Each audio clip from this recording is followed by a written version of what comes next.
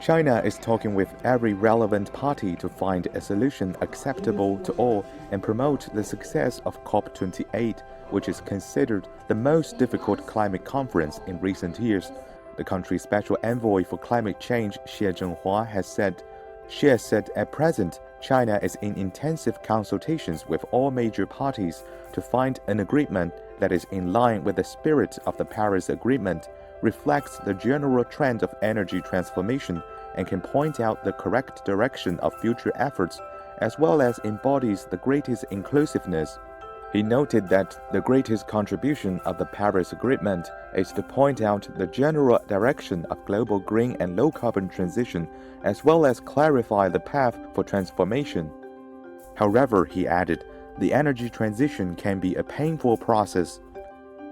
但是这个转型需要一个痛苦的过程，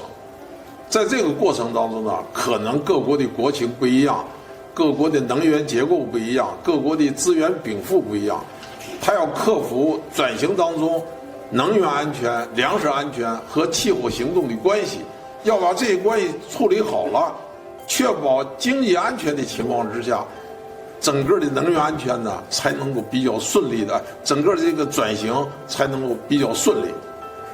Xie added that to help developing countries improve their ability to cope with climate change, China had carried out various forms of cooperation. 另外，我们今后还要进一步的加大南南合作的力度，增加这方面资金和技术的合作和发展的国家。这一点上呢，和对发展国家的这种支持和帮助